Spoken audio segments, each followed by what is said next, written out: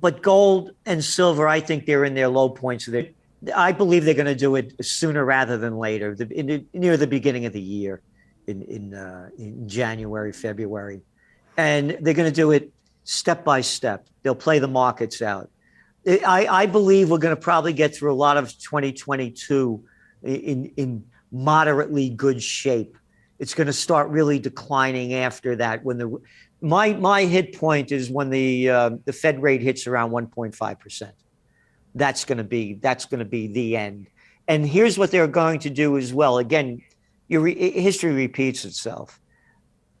Before the elections in 2024, they'll start lowering interest rates to artificially prop up the economy again. They do it all the time. So that's going to be the other part of it. They'll raise it. So you're saying 1.5, when interest rates hit 1.5, when the Fed rate hits that is going to be the end. You mean we're going to see an equity crash? What do you predict? Oh, yeah, definitely. The end? Yeah, they'll look at the PE ratio. It's way out of line now. It's near its all-time highs. Yeah, there's going to be a crash. There's absolutely no question about it. And again, that brings us back to the other issue of this. You know, people ask me, what should you invest in? And I don't give investment advice. Mine is GSB, gold, silver, and Bitcoin. Gold and silver are going to take a hit down as inflation rates go up. But when the economy goes down, then your safe haven assets really are worth a lot more. All you have to do is go back to the Panic of '08 to watch that happen. So when interest rates go up, they're going to go down temporarily, but only for a little while. And again, the only reason the dollar is so strong is they have no competition. What do you have? A debt to GDP ratio in the United States, about 106. You have China's near 300. Japan's only about 272. So the dollar is not really strong. It only appears to be because it has no competition. Right.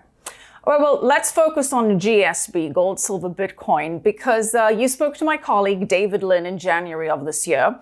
You were very correct in your inflation forecast, but you said that you expected to see gold at $2,100 this year. Yep. And silver at $50. So what happened there?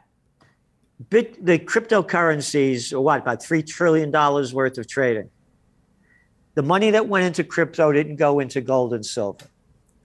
And then again, I don't know if they're doing it now, but the fact is, a place called JP Morgan Chase got fined how much? $900 million. Why did they get fined? For rigging the precious metals markets? A crime. But you, Michelle, you were 7 miles over the speed limit. Where were you? What'd you have to drink? Get out of your car and stand on your head and repeat the alphabet backwards.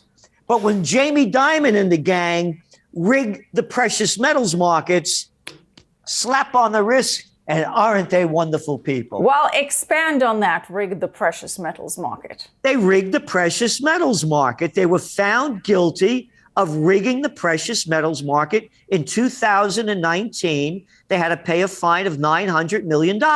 Nobody goes to jail. It's only a fine. Oh, and then, you look at the whole, again, I'm not making this up to show when I say it's a crime syndicate. You look at the 131 federal judges that ruled on cases in which they had financial interests. Right. So, yes, the gold and silver should have gone much higher. Why would the equity market? Aren't the equity markets doing great right now? How about those airline stocks and the cruise ships?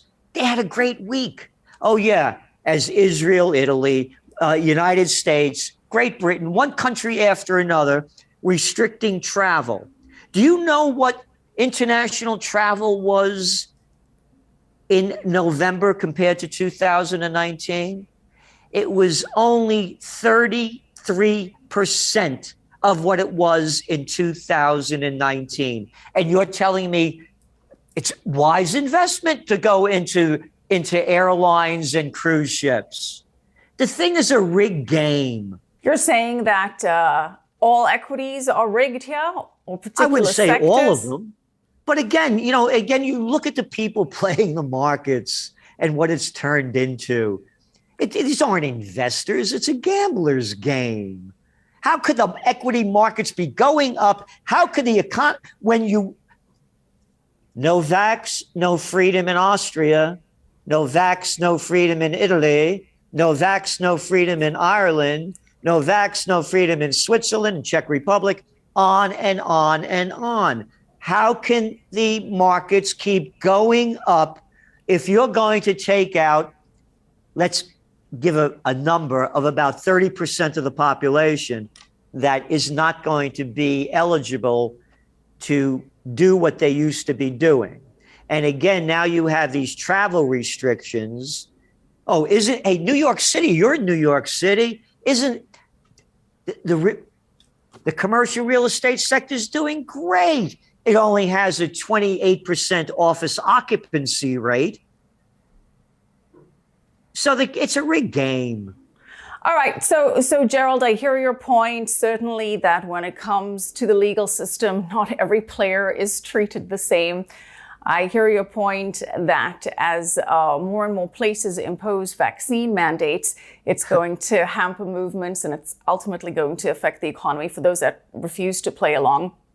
But I want to circle back to gold, silver, and Bitcoin, because earlier you said that even though inflation is going to rise, you don't think that gold and silver are going to rise along with it initially. Why is that? Because they're going to raise interest rates. And the money that it becomes more expensive to buy gold and silver, to buy all commodities. So the money's going to go into more, safer bets on getting your money back with a higher interest rate. Do you have an outlook for gold and silver? I know earlier this year you called it at $2,100 for gold and $50 for silver. Do you have an outlook of where you see gold and silver? I really don't. No, I really don't. I have a.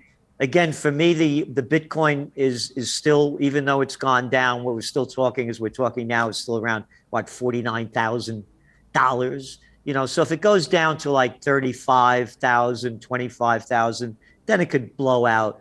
But gold and silver, I think they're in their low points of their trading range right now.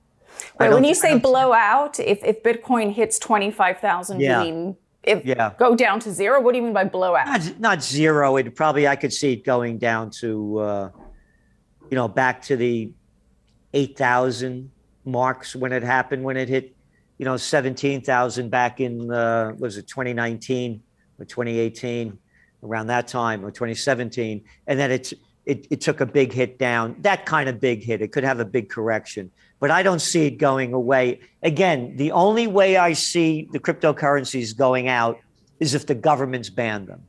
And that's what's going to hit them the hardest. But again, look what's going on in China.